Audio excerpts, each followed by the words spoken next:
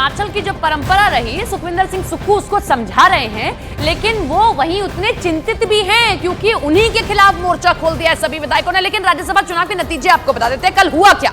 हिमाचल में राज्यसभा की एक सीट के लिए हुए चुनाव में बीजेपी के हर्ष महाजन ने बाजी मार ली, जबकि बीजेपी की सरकार तक नहीं है वहां पर। कांग्रेस के अभिषेक मनु सिंघवी को हार का सामना करना पड़ गया, जबकि कांग्रेस की सरकार है। किस्मत ने हर्ष महाजन का साथ दे दिया। कैसे? दोनों नेताओं को 34-34 वोट मिल जाते हैं, यानी कि टाई हो जाता है। अब इसके बाद क्या होता है, पर्ची लकी ड्रॉ खोला जाता है और जिसमें नाम आ जाता है पर्ची में हर्ष महाजन का। हिमाचल प्रदेश में विधानसभा के सदस्यों की संख्या है 68, जिसमें बहुमत के लिए आपको चाहिए 35 वोट, लेकिन दोनों ही उम्मीदवारों को 34-34 वोट मिल गए, जिसके बाद उनकी हार जीत का फैसला पर्ची पर लिखे नाम के जरिए किया गया। इसके साथ ही बीजेपी ने हिमाचल प्रदेश में असंभव सी दिखने वाली जीत को भी हकीकत में तब्दील कर दिया।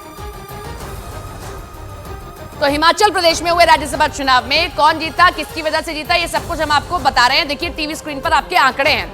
हर्ष महाजन जीत जाते हैं, 34 वोट मिले, 34 ही अभिषेक मनु सिंघवी को मिले। 25 तो हैं बीजेपी के, लेकिन 6 ने कर दी क्रॉस वोटिंग कांग्रेस के और 3 निर्दलीय भी आ गए। तो इस तरीके से इनके पास 34 हो गए। अब जो अभिषेक मनु सिंघवी हैं, वो देखिए उनके पास में 34 वोट तो आए, 40 के 40 वोट यूं तो आने चाहिए थे, जो परंपरा रहती है राज्यसभा के चुनाव में अगर आपकी सरकार है राज्य के अंदर। लेकिन यहां 6 जो वोट हैं वो हो गई क्रॉस वोटिंग और इसी में अभिषेक मनु सिंघवी हार जाते हैं।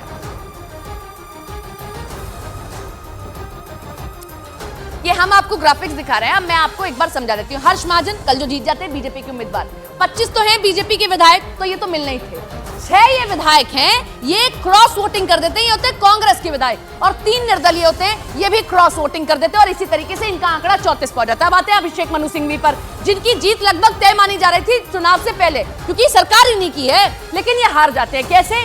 40 इनको मिलने चाहिए थे परंपरागत तौर पर, लेकिन ये नहीं मिले, क्योंकि इसमें से 6 वोट जो हैं क्रॉस वोटिंग करके उधर चले जाते हैं और इनके पास भी 34 आते हैं। अब ऐसी स्थिति में क्या होता है, पर्ची खोली जाती है, और पर्ची खोली गई तो पर्ची में नाम निकल गया बीजेपी के उम्मीदवार हर्ष महाजन का, और इनका कमल खिल गया, और जो जीत असंभव थी इनके लिए, वो जीत इनके लिए तय हो गई।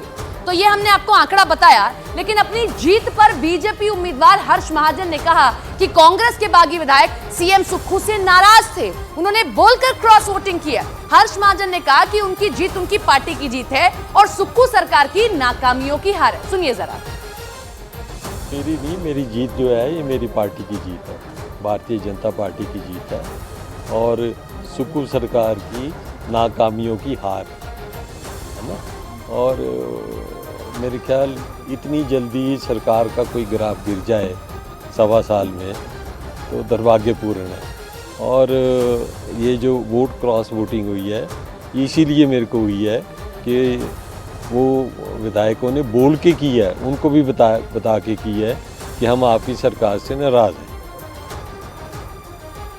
करिश्मा कर दिखाया हर्ष महाजन ने। क्या कौन है? अब आपके जहन में ये होगा तो ग्राफिक्स हम आपको दिखा देते हैं कि आखिर कौन है हर्ष महाजन, कहां से आते हैं। हर्ष महाजन हिमाचल प्रदेश के चंबा के रहने वाले हैं। अपनी सियासत की शुरुआत ये कांग्रेस से यूं तो करते हैं, पूर्व की कैबिनेट मंत्री देशराज महाजन के ये बेटे हैं। यूथ कांग्रेस के साथ इनकी राजनीतिक करियर की शुरुआत होती है। अब तक 3 बार विधायक चुने गए। 1993 में पहली बार विधानसभा चुनाव जीतकर आते हैं। 1998 और 2003 में भी ये विधानसभा जीतकर पहुंचते हैं। हिमाचल प्रदेश के पशुपालन मंत्री भी रह चुके हैं। सितंबर 2022 में कांग्रेस से इन्होंने इस्तीफा दिया और बीजेपी में शामिल हो गए।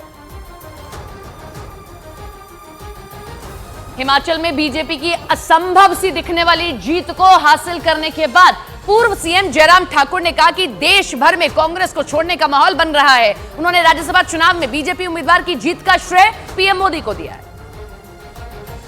इस बात को कह सकता हूं कि पूरे देश भर में एक दौर ऐसा चला है कि सब कांग्रेस पार्टी छोड़ गए, और ये सब सारा श्रेय अगर जाता है तो भारतीय जनता पार्टी के नेतृत्व को जाता है, और विशेष तौर से देश के यशस्वी प्रधानमंत्री नरेंद्र मोदी जी को जाता है। और मैं सभी विधायकों का धन्यवाद करता हूं, भाजपा के, और जहां कांग्रेस के भी कुछ साथियों ने हमारी मदद की, उनका भी हृदय से आभार व्यक्त करता हूं, और निर्दलीय विधायकों का भी। बीजेपी की प्रतिक्रिया क्या है वो आप सुन रहे हैं। इधर बीजेपी अध्यक्ष हिमाचल प्रदेश के राजीव बिंदल ने कहा कि हिमाचल प्रदेश के इतिहास में ऐसा पहली बार हुआ कि मौजूदा सरकार से प्रदेश की जनता और विधायकों का मोह खत्म हो गया है। उन्होंने कहा कि राज्य सरकार नैतिक और कानूनी आधार पर बहुमत खो चुकी है, उन्हें पद छोड़ देना चाहिए।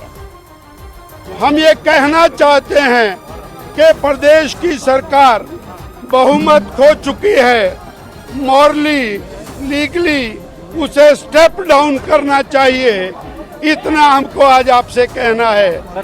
शेष और माननीय जयराम जी कहेंगे और हर्ष जी कहेंगे। धन्यवाद। जय श्री राम। कांग्रेस के उम्मीदवार अभिषेक मनु सिंघवी, जो चुनाव से पहले अपनी जीत लगभग तय मान रहे थे, वो बीजेपी की जीत पर हमला बोलते हैं बीजेपी पर और कहते हैं कि भारत में शायद पहली बार 34-34 का आंकड़ा है और एक भी इनवैलिड वोट नहीं मिला। उन्होंने कहा कि कांग्रेस के हर विधायक ने उनके साथ नाश्ता और डिनर भी किया था, उन्हें ऐसी उम्मीद नहीं थी कि नाश्ता डिनर करने वाले ये कर देंगे। उन 9 एमएलएस को भी धन्यवाद देना चाहता हूं, जिसमें से 9 के 9 कल रात तक हमारे साथ बैठे थे, खाना खाया था, जलपान किया था, फोटोज़ ली थी। उसके पहले जो बार बार हमसे मिले थे, मुझसे ही नहीं, मुख्यमंत्री जी से ही नहीं, लेकिन सब एमएलए से कई आश्वासन दिए थे और जिनमें से 3 आज हमारे साथ नाश्ता करके निकले थे।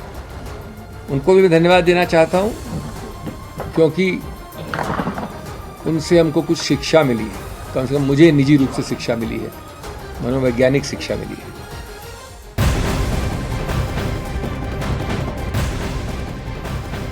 छह विधायक जिन्होंने की क्रॉस वोटिंग और इसी क्रॉस वोटिंग के चलते असंभव जीत संभव में तब्दील हो गई बीजेपी के लिए। वो ग्राफिक्स आपको दिखाते हैं जिसमें आपको ये 6 नाम आप बताते हैं। राजेंद्र राणा, जिनको अभी आपने सुना ही था, पंचकुला में ये भी मौजूद है, कांग्रेस के विधायक हैं। सुधीर शर्मा कांग्रेस के विधायक, ये आते हैं धर्मशाला से, इन्होंने भी क्रॉस वोटिंग कर दी। देवेंद्र भुट्टा कुटेलर से आते हैं कांग्रेस के विधायक, ये भी पंचकुला में है, नाराज हैं, ये भी यही कह रहे हैं कि सीएम का फेस बदल दीजिए, हम आपके पास आ जाएंगे। इंदर दत्त लखनपाल बरसार विधानसभा से कांग्रेस के विधायक, रवि ठाकुर लाहौल स्पीति विधानसभा से कांग्रेस के विधायक और लास्ट नाम है चैतन्य शर्मा, गगरेट विधानसभा से आते हैं ये कांग्रेस के विधायक। अब 3 नाम ऐसे भी है जो निर्दलीय है। आशीष शर्मा हमीरपुर विधानसभा से निर्दलीय विधायक हैं। होशियार सिंह देहरा विधानसभा से निर्दलीय विधायक हैं, जो चुनाव के बाद जब नतीजे आए तो उन्होंने कांग्रेस को समर्थन दिया था। केएल ठाकुर नालागढ़ विधानसभा से आते हैं, निर्दलीय विधायक हैं, कांग्रेस को समर्थन देने के बावजूद भी ये क्रॉस वोटिंग करते हैं और बीजेपी को समर्थन दे देते हैं।